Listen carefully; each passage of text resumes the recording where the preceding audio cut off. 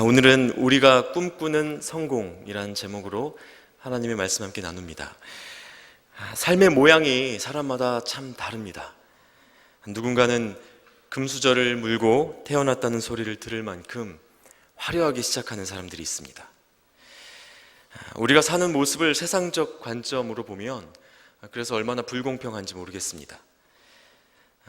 그래서 이 세상 속에서 다들 높아지기 위한 싸움을 벌이고 있는 것 같습니다. 4살이나 5살 정도만 되어도 아이들이 1등이라는 말을 너무 좋아합니다. 특히 남자아이들은 가까이 가서 와 이겼네 이러면 씩 웃으면서 세상을 다 가진 듯한 미소를 날립니다. 결국 우리 인생은 지금 내가 서 있는 그 자리로부터 어딘가로 올라가고자 하는 시도의 연속으로 가득합니다. 자, 그럼 여기에서 우리도 한번 생각해 보면 좋을 것 같습니다. 여러분이 꿈꾸는 성공은 어떤 모습입니까? 한번 마음껏 상상해 보십시오.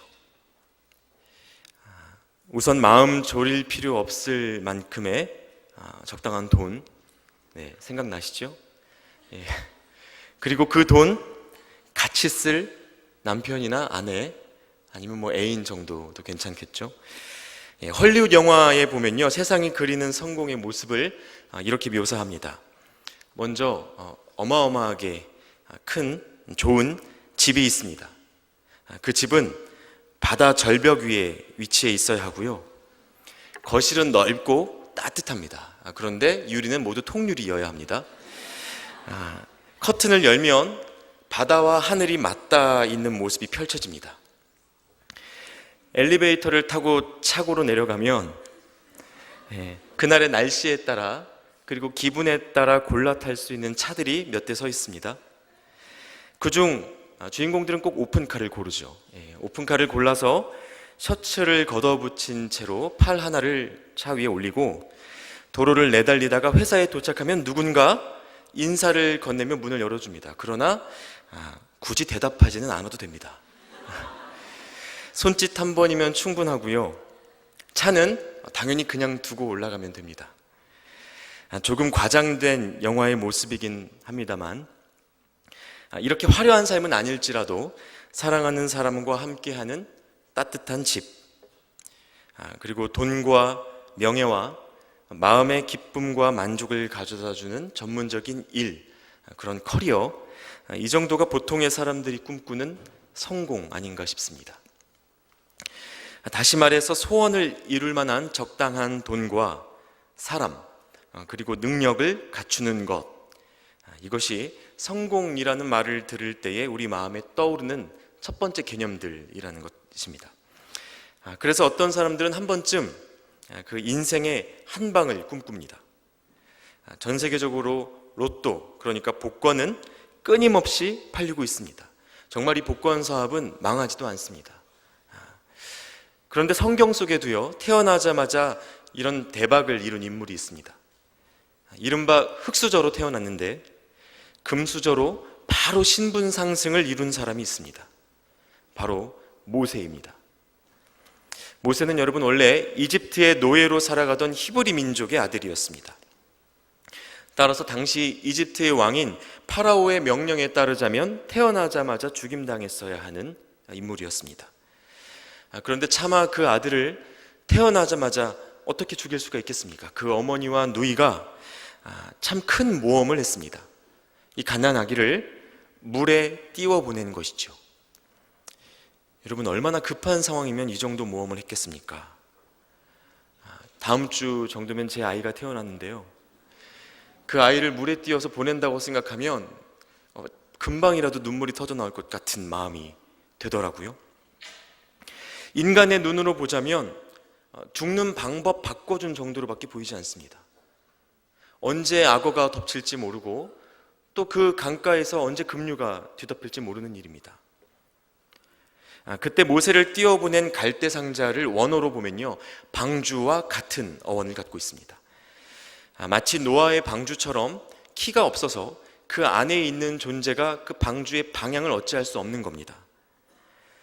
그런데 모세가 죽지 않고 살아났죠. 그야말로 기적입니다. 결국 모세의 인생은 처음부터 하나님의 돌보심과 보호하심에서부터 시작했다는 것을 알 수 있습니다. 그런데 하나님께서 이 모세를 어디에서 어디로 옮기셨는가 가만히 보면 눈 떠보니 아빠가 이집트 왕인 겁니다. 세계적인 스포츠 스타들의 아들이 누리는 행운을 우리가 이야기할 때 이런 말을 합니다. 눈 떠보니 아빠가 메시, 눈 떠보니 아빠가 호나우두, 뭐 이런 이야기들을 합니다. 그런데 당시 상황으로는 이 스포츠 스타들과는 비교도 할 수 없을 만큼 거의 신적 존재였던 이가 파라오인 거죠. 그런데 이 모세가 눈을 떠보니 아빠가 파라오인 겁니다. 거의 레벨이 다른 상황입니다. 하나님이 모세를 히브리 노예의 삶에서 이집트의 왕자의 삶으로 옮기신 겁니다. 대박이죠? 자, 그럼 모세는 정말 이른 나이에 세상이 말하는 그 성공을 이룬 거나 다름없지 않습니까? 물론 그의 친부모와 또 형제와 떨어져 있는 아픔이 있었지만 모세는 사실 어린 시절에 그거 모르고 살았습니다. 그러니 많은 사람을 주눅들게 하는 삶, 히브리 민족의 다른 아이들이 볼 때마다 너무 부러워서 화까지 나는 삶, 그게 모세의 인생의 시작이었다는 겁니다. 그러나 우리가 알다시피 그건 말 그대로 그냥 시작에 불과했습니다. 먼저 오늘 우리가 읽은 성경 본문 속에 있는 모세는요, 그의 탄생으로부터 120년이 지난 때를 지나고 있습니다. 인생의 끝을 직전에 둔 상황에 서 있는 겁니다. 그런데 그 인생의 결론이 제가 방금 나누어 드렸던 그 시작에 비하자면 너무 다른 모습으로 서 있는 것을 볼 수 있습니다. 그 사이 120년간의 어떤 일들이 있었는지 다 이야기할 수는 없겠지만 우리는 그가 실종된 왕자로서 광야에서 40년을 살던 중에 하나님의 부르심을 받았고 노예로 살아가던 히브리 민족, 그러니까 이스라엘 백성들을 애굽에서 건져내는 리더로 부름받았다는 사실 정도는 다 알고 있습니다. 인생의 후반부에 하나님이 주신 새 꿈을 안고 이스라엘 백성을 약속의 땅인 가나안으로 이끌어가는 일에 헌신했다는 겁니다. 그런데 오늘 그 인생의 마지막 날에 모세가 서 있는 자리가 어디인지 아십니까? 하나님께서 말씀하셨던 종착지 가나안입니까? 아닙니다. 나이는 120세, 안타깝게도 가나안을 눈앞에 두고 죽음을 선고받은 상태입니다. 그 인생은 이제 곧 끝이 납니다. 오늘 본문에 나타나지는 않지만 사실 모세는 신명기 3장 25절 말씀에 의하면 이렇게 기도했던 적이 있습니다. 말씀을 같이 한번 읽어보겠습니다. 구하옵나니 나를 건너가게 하사 요단 저쪽에 있는 아름다운 땅, 아름다운 산과 레바논을 보게 하옵소서 하되. 그러니까 가나안 땅 내가 갈 수 있도록 허락해달라는 기도입니다. 그리고 26절에서 이에 대해 스스로 대답하기를 이렇게 이야기합니다. 여호와께서 너희 때문에 내게 진노하사 내 말을 듣지 아니하시고 내게 이르시기를 그만해도 족하니 이 일로 다시 내게 말하지 말라라고 하나님께서 대답하셨다는 겁니다. 어렵게 말할 것이 없습니다. 하나님의 대답은 됐으니까 그만해, 이 말이었습니다. 여러분, 가혹하지 않습니까?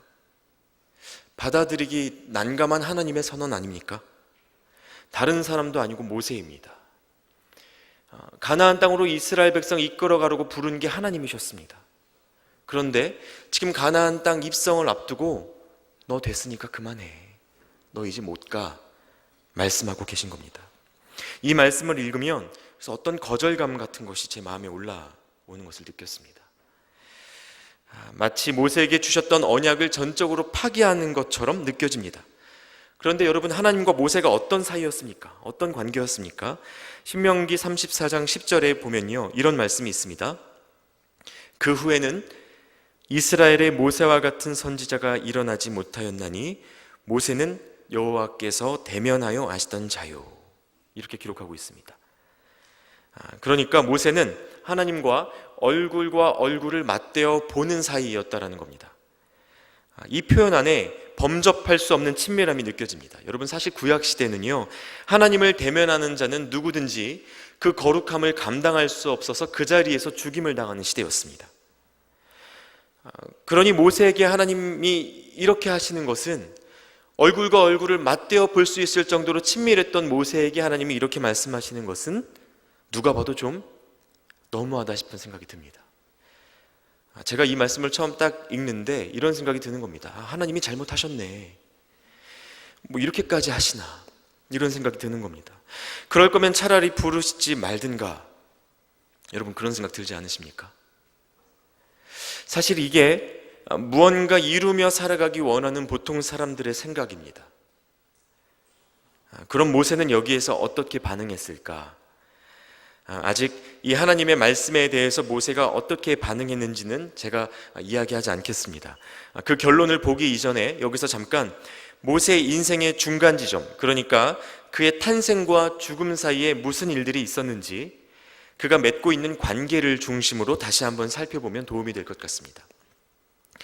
한 사람의 삶은요, 여러분, 사실상 관계에 의해서 결정된다고 해도 과언이 아닙니다. 하나님과의 관계, 그리고 주변 사람들과의 관계, 이것이 우리 인생을 좌지우지하는 거의 전부라고 할 수 있습니다. 만일 우리가 이 세상에서 혼자 살아가고 있다고 한다면 우리가 행하는 많은 것들이 그 의미를 잃어버리지 않겠습니까?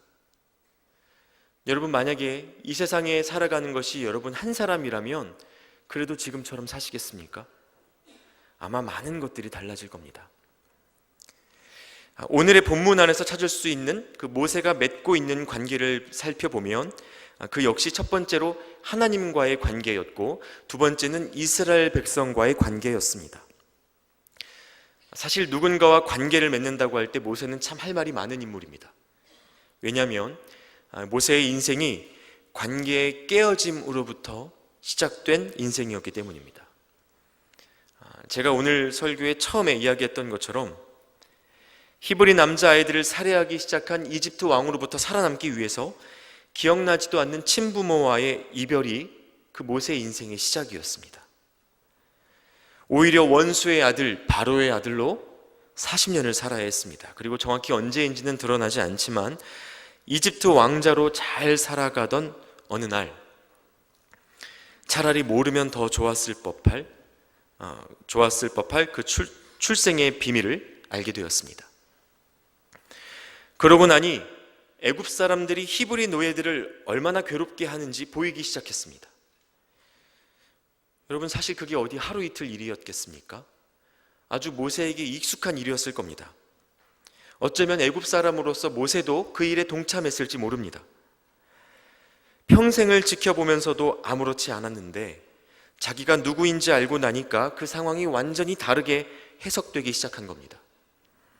결국 자기 형제 히브리 사람을 친 애굽 사람을 몰래 쳐 죽이고 모래로 덮어버리는 일을 저지른 후에 모세는 파라오에게서부터 피해 도망쳐 다니는 신세가 되었습니다.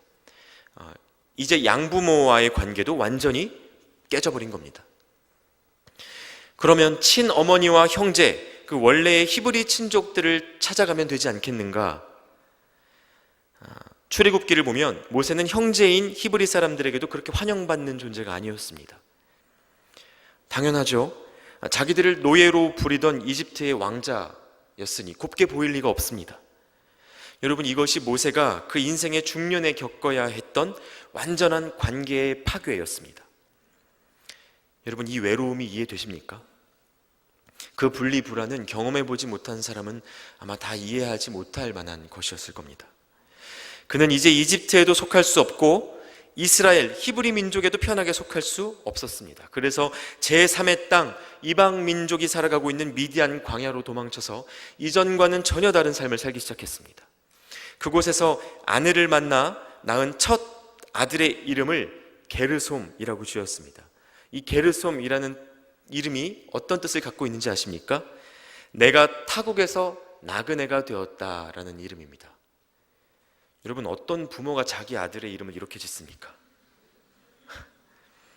모세가 스스로의 삶을 돌이켜보니 나는 그냥 어디에도 속하지 못한 나그네였다. 그 공허감이, 그 외로움이 너무나 커서 아예 자기 자식 이름에 그 마음을 새겨둔 겁니다. 그래서 다시 40년이 흘러서 하나님이 그 모세를 찾아오셨을 때에도 모세의 반응을 보면 바로바로 예스가 안 나오는 겁니다. 내가 너를 이집트로부터 내 백성을 이끌어내는 리더로 삼겠다라고 하나님이 말씀하실 때 모세가 뭐라고 대답했는지 기억하십니까? 내가 누구이기에 바로에게 가며 내가 누구이기에 이스라엘 자손을 애굽에서 인도하여 내겠습니까? 라고 말하는 것을 볼 수 있습니다. 내가 누구이기에, 내가 뭐라고? 하나님, 나는 애굽인도 아니고요, 나는 히브리인도 아니고요, 형제와 부모 다 잃은 그냥 미디안 민족의 나그네 목동일 뿐입니다. 제가 뭐라고 그런 일을 하겠습니까? 이것이 모세의 대답이었다는 겁니다. 이 대답 속에는 그 모세의 마음 안에 깊이 박혀있던 깨어진 관계의 아픔을 보여주는 것이었습니다.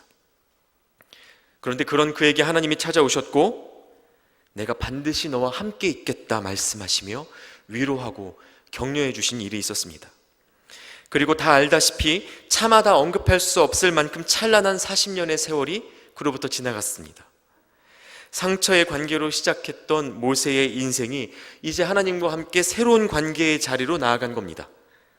그리고 더 나아가 모세는 이스라엘 백성들과도 새로운 관계를 맺게 되어서 하나님과 히브리 민족 사이의 중보자로 그 역할을 하게 되었습니다. 이것은 이스라엘 전 민족에게뿐만 아니라 모세 개인의 인생사에 있어서도 엄청난 관계의 회복이고 또 언약 관계의 시작이었습니다. 자, 그런데 이게 웬일입니까? 이제 오늘 본문으로 다시 돌아가 보자면 그로부터 40년이 흘러서 120세가 된 모세가 평생의 목표지였던 가나안을 앞두고 다시는 없을 것 같았던, 적어도 우리의 눈에 또다시 관계의 깨어짐이자 언약의 파기로 보이는 사형선고 앞에 서게 된 겁니다. 오늘 본문 말씀 12절, 13절 말씀을 다시 한번 같이 읽어보겠습니다.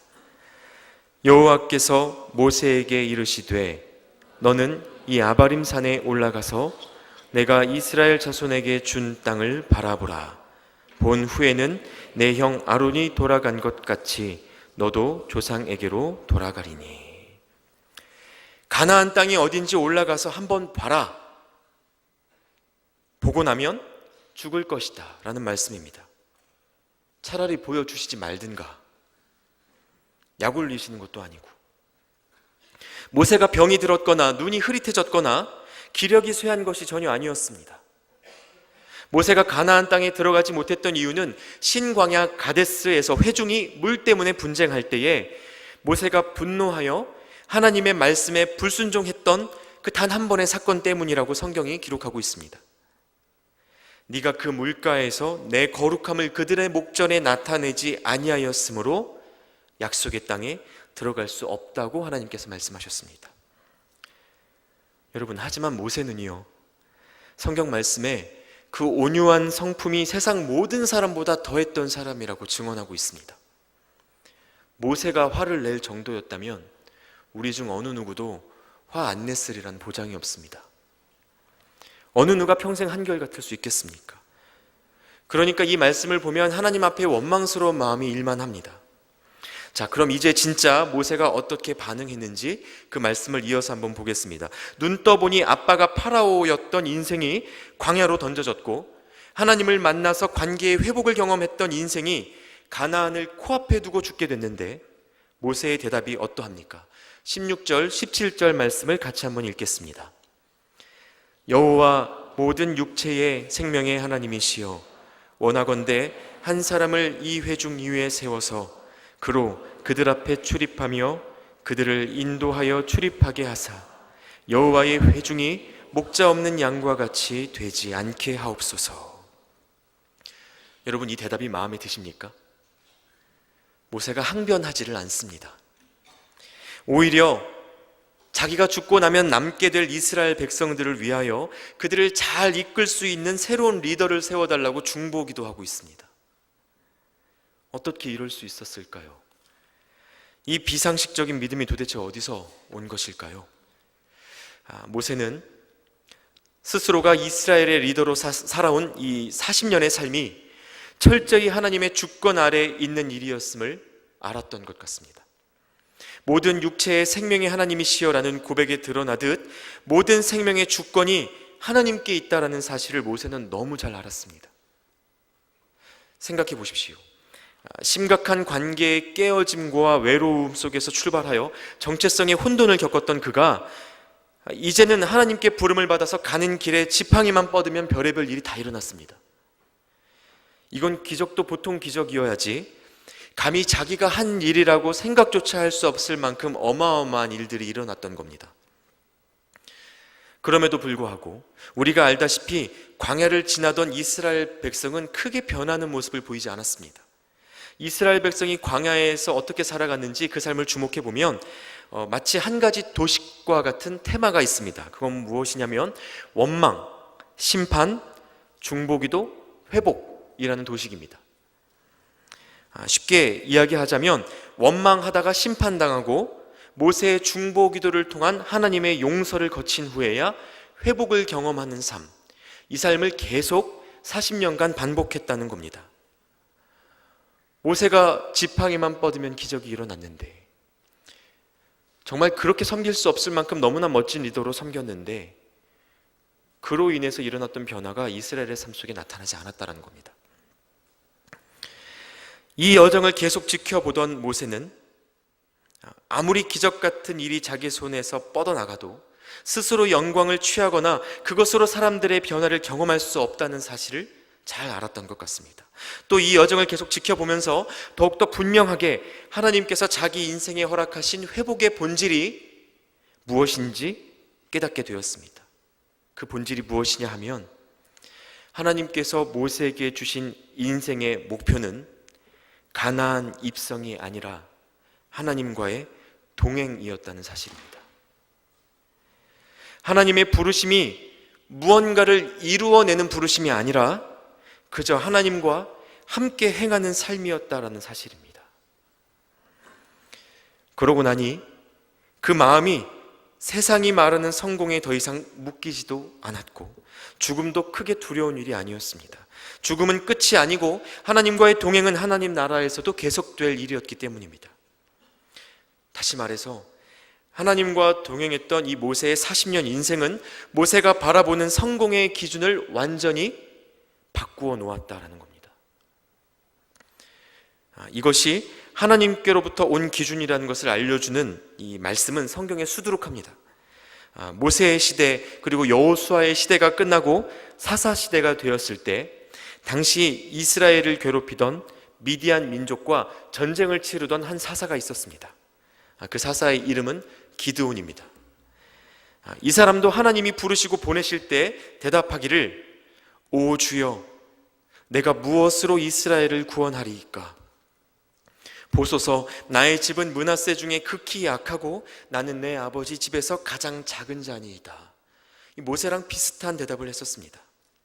이 정도로 마음 약한 사람을 전쟁에 보내시는데 적진 미디안 군대의 수가 13만 5천 명이었습니다. 이 이스라엘의 군대는 그 정도 수가 아니었어요. 기드온이 이 군대를 상대해 보겠다고 간신히 주변 사람들을 모았는데 다 모은 그 군인의 수가 3만 2천 명 정도였습니다. 13만 2천 명 대 3만 2천 명의 전쟁을 앞두고 있는 상황입니다. 그런데 하나님이 뭐라고 말씀하셨는지 아십니까? 야, 너무 많아. 3만 2천 명? 너무 많아. 그러면서 다 걷어내시고 몇 명만 남기셨는지 아세요? 300명만 남기셨습니다. 300명 대 13만 2천 명. 그 이유가 사사기 7장 2절에 나옵니다. 이 말씀 같이 한번 읽겠습니다. 여호와께서 기드온에게 이르시되 너를 따르는 백성이 너무 많은즉 내가 그들의 손에 미디안 사람을 넘겨주지 아니하리니 이는 이스라엘이 나를 거슬러 스스로 자랑하기를 내 손이 나를 구원하였다 할까 함이니라. 그러니까 기드온에게 하시는 말씀이 네가 모은 군사가 너무 많아서 이기지 않게 하겠다라는 뜻입니다. 이상하죠? 그 이유가 무엇이었습니까? 그거 이기면 너희가 스스로의 힘으로 이겼다고 자랑하지 않겠냐? 하나님께서 이렇게 말씀하고 계신 겁니다. 그러니까 이 말씀이 여러분 우리에게 무엇을 가르쳐 줍니까? 하나님이 중요하게 생각하시는 것은 승리가 아니었다라는 겁니다. 하나님이 중요하게 생각하시는 것은 승리가 아니라 하나님과의 동행이었다라는 겁니다. 하나님과 그 전쟁 속에서 함께 행하는 것을 하나님께서 기다리셨다라는 겁니다. 전쟁에서 이기는 거, 여러분 하나님께 그거 어려운 일이겠습니까? 손 하나 까딱하시면 그 13만 2천 명 그 자리에서 죽을 수도 있습니다. 이스라엘 백성이 가나안에 들어가는 거 40년이 걸렸지만 사실 하나님이 허락하시면 순간이동도 할 수 있습니다. 우리가 구하는 소원, 하나님께는 껌입니다. 그런데 왜 우리로 하여금 그 힘겨운 걸음을 걷게 하시는가? 여러분 묻는다면 우리가 아둥바둥 힘내서 스스로 한번 이루어 보아라 말씀하시는 것이 아닙니다. 하나님은 하나님 없이 우리가 무언가 하려고 하는 것, 그 자체가 너무 싫으신 겁니다. 그 과정 속에서 무엇이 하나님이 주기 원하시는 성공인지 가르쳐 주고 싶으신 겁니다. 신약 성경 안에서도 바울의 삶을 여러분 한번 생각해 보십시오. 그가 어떤 사람이었습니까? 빌립보서 3장 5절에 고백하기를 바울이 이렇게 자평합니다. 나는 8일 만에 할례를 받고 이스라엘 족속이요 베냐민 지파요 히브리인 중에 히브리인이요 율법으로는 바리새인이다. 이렇게 이야기합니다. 엄청난 지식이네. 타고난 신분과 지위까지 높아서 애초에 금수저였습니다. 그래서 많은 사람들이 두려워하는 힘 있는 사람이었습니다. 여러분의 나이 정도 됐을 때의 모든 것을 이룬 사람이었습니다. 세상이 말하는 성공을 다 가진 인물이었다라는 뜻입니다. 그랬던 그가 이어지는 빌립보서 3장 7절에서 9절까지의 말씀에 보면 이렇게 고백합니다. 이 말씀 같이 한번 보겠습니다. 그러나 무엇이든지 내게 유익하던 것을 내가 그리스도를 위하여 다 해로 여길 뿐더러 또한 모든 것을 해로 여김은 내 주 그리스도 예수를 아는 지식이 가장 고상하기 때문이라. 내가 그를 위하여 모든 것을 잃어버리고 배설물로 여김은 그리스도를 얻고 그 안에서 발견되려 함이니. 자기를 두르고 있던 그 모든 성공의 요소들을 배설물로 여기게 되었다라고 고백합니다. 우리가 그토록 갖기 원하는 그 성공의 요소들을 바울은 배설물이라고 말하고 있는 겁니다. 그가 자랑하는 것이 다른 것으로 바뀌었습니다. 고린도후서 11장 30절에 보면 내가 부득불 자랑할진대 내가 약한 것을 자랑하리라 라고 바울이 이야기합니다. 자기가 약해진 것을 자랑하고 있습니다. 정말 이상한 일 아닙니까? 그 잘난 바울이, 안 그래도 자랑할 것 많았던 금수저 바울이 왜 자랑할 것이 없어서 약해진 것을 자랑하고 있단 말입니까? 여러분 사실 약한 것이 얼마나 보잘것없어 보입니까? 그렇게 되고 싶어하는 사람이 아무도 없는 것 같습니다. 여러분 중에 약해지고 싶은 분 계십니까? 손 한번 들어보시겠어요? 정말 아무도 안 드시네요. 그런데 바울은 십자가가 멸망할 사람들에게는 어리석은 것에 불과하지만 구원받은 우리에게는 하나님의 능력이 되었다라고 강력하게 선포하고 있는 겁니다. 십자가를 질 정도로 약해지는 것이 믿음의 눈으로 보면 엄청난 능력이라고 바울이 계속 이야기하고 있는 겁니다. 바울은 우리가 약할 때, 그래서 주님을 의지할 수밖에 없을 때 정말 십자가의 능력, 하나님의 능력을 경험하게 된다는 것을 깨달았던 겁니다. 그러면 성경에 나오는 사람들만 그러합니까? 아닙니다. 예수님을 믿게 된 역사 속에 수많은 사람들이 같은 것을 고백하고 있습니다. 성경은 세상이 말하는 성공을 향해, 무언가의 성취로 우리를 내모는 세상을 향해 우리 인생의 목적이 그것이 아니라고 계속해서 선언하고 있습니다. 저 역시 살아오면서 수많은 꿈을 꾸었습니다. 그리고 그 꿈 속에 목회자는 없었습니다. 성인이 되고부터는 제가 원하는 그 꿈을 이루기 위해서 이를 악물고 달려온 시간들이 있었습니다. 저를 가까이에서 보시는 분들은 조금 아시겠지만 제가 굉장히 악바리 같은 근성이 있어서 안 되는 것을 끝까지 물고 되게 하려고 하는 그런 습성이 조금 있습니다. 피곤하게 살았습니다. 어린 나이부터 누구보다 치열하고 간절한 목표를 향해 달려왔었어요. 그런데 하나님께서는 제 마음대로 되도록 다 허락하지 않으셨습니다. 세상의 성공을 기준 삼자면 한없이 원망하고 서러워해야 할 인생일지 모르겠습니다. 그러나 저는 그 시간 속에서 하나님께 더 가까이 가는 방법을 배웠습니다. 하나님께서 기다리시고 쓰시는 사람은 모든 것을 이룰 만한 능력이 있어서 세상에서 총망받는 사람이 아니라 미련해 보이고 또 약해 보일지라도 오히려 그래서 하나님만 의지하는 사람이라는 것을 저는 지금도 배우고 있습니다. 오늘의 이 예배를 마치고 나면 그리고 세상 속으로 삶 속으로 나가면 여러분에게도 치열한 삶의 자리가 있을 겁니다. 어쩌면 우리의 내면 안에서 매일 밤 너 오늘 뭐 했니? 라는 질문이 올라오고 자신이 이룬 일을 세면서 살아가고 계실지도 모르겠습니다. 물론 그 중에는 하나님께서 주신 꿈도 있고 그 꿈을 이루기 위해서 해야 할 수많은 일들이 있을 겁니다. 그런데 오늘 저 자신과 여러분에게 다시 묻고 싶습니다.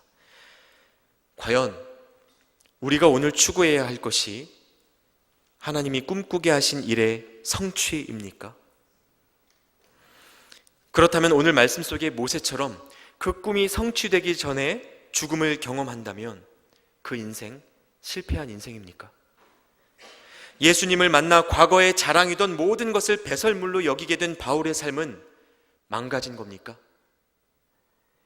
예수님 이름 때문에 핍박받고 고난받기를 영광으로 여겼던 믿음의 조상들의 삶, 그 사람들의 삶은 그저 불쌍한 인생일 뿐입니까? 그리 아니하실지라도 찬양해요 라고 찬양은 부르는데 정말 그리 아니하시면 어떡하지? 하는 생각 때문에 가만히 있지를 못하는 인생이 있습니다. 기도하기보다 하나님을 기다리기보다 뭐라도 자기 힘으로 해보지 않으면 견디지 못하는 그런 무서운 습관이 우리 안에 있다는 겁니다. 그렇게 하나님을 못 믿는데 어떻게 하나님이 응답하시고 계획 가운데 그 주시고자 하시는 은혜를 다 주실 수 있겠습니까? 혹시 아직도 우리 안에 그렇게 살 거면 내가 왜 이러고 있나 싶으신 분이 계시다면 여러분 더 늦기 전에 하나님께서 가르쳐 주시는 성공, 인생의 참 목표에 대해 새롭게 눈을 뜨는 은혜가 있으시기를 축복합니다. 우리가 인생의 최우선순위로 삼아야 할 것은 성취가 아니라 하나님과의 관계 회복입니다. 그분과의 끊이지 않는 동행입니다. 그것 잃어버리면 여러분이 모든 것을 이루었다 할지라도 아무것도 이루지 않은 것입니다. 하나님과의 온전한 관계를 잃어버렸던 이스라엘 백성의 성취는 반복된 불안, 원망, 그리고 심판을 낳았습니다. 그러나 오늘 본문의 모세는 하나님과의 올바른 관계 위에 세워진 것이라면 이루어지지 않은 소원조차 더 이상 원망이나 항변의 문제가 아니라는 것을 보여주고 있습니다. 해내지 못할까 봐, 결과가 비껴갈까 봐 두려운 일이 있습니까? 기도하고 하나님의 도우심을 구하십시오. 하나님께서 선하신 계획으로 인도해 주실 겁니다. 그러나 동시에 기억하십시오. 지금의 세대가 잃어버린 것, 우리가 회복해야 할 것은 더 이상 성취의 능력이 아니라 하나님과의 바른 관계입니다. 우리가 잃어버린 것은 하나님과의 동행입니다. 그러므로 우리가 해야 할 일은 스스로 하나님을 위해 무언가를 하는 것이 아니라 하나님께서 그분의 마음대로 우리를 마음껏 쓰실 수 있도록 우리의 삶을 내어드리는 것입니다. 관계의 깨어짐으로부터 출발한 모세의 인생, 나그네 된 아픔에 갇혀서 내가 누구이기에, 내가 무엇이기에 라고 외치던 모세의 삶은 이제 자칫 억울한 죽음의 선고 앞에서도 잠잠히 양같이 순종하는 자가 되어 마무리됩니다. 자신의 것으로 여겨졌던 것을 하나님께서 명령하신 그대로 여호수아에게 잠잠히 내어줄 수 있는 사람이 되었습니다. 이는 누구도 끊을 수 없는 하나님과의 관계 회복이 있었기 때문입니다. 인생의 목표를 소원의 성취가 아니라 하나님과의 동행에 두었기 때문에 가능한 일이었다는 겁니다.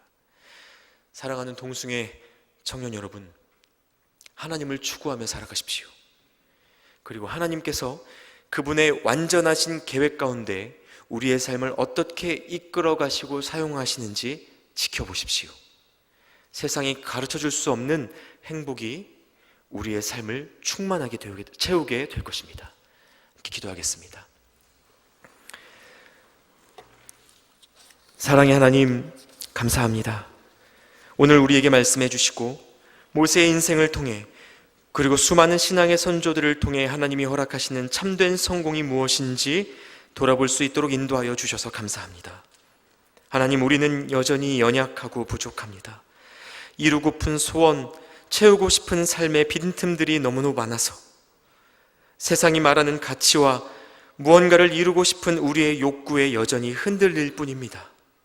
그러나 주님, 순간마다 우리와 함께 하시사 우리가 왜 이 삶을 살아가야 하는지, 어떻게 사는 것이 가장 행복한 삶인지 바로 보게 하시고 나와 함께 걷기 원하시는 그 하나님의 마음을 더욱 깨달아 알게 해 주시옵소서. 때로는 불안하고 겁이 나더라도 하나님만 의지하는 그 영혼 결코 버리시지 않고 가장 선한 길로 인도하시는 그 하나님의 사랑을 믿는 믿음 우리에게 부어주시기를 간구합니다. 모든 소원 주님께 의탁하고 기도하되 그리 아니하실지라도 하나님을 향한 예배가 그치지 않는, 더디더라도 하나님과 동행하기를 기뻐하는 모든 동숭의 청년들이 될 수 있도록 함께하여 주시옵소서. 그렇게 행하실 주님만 의지하오며 예수님의 이름으로 기도하옵나이다. 아멘.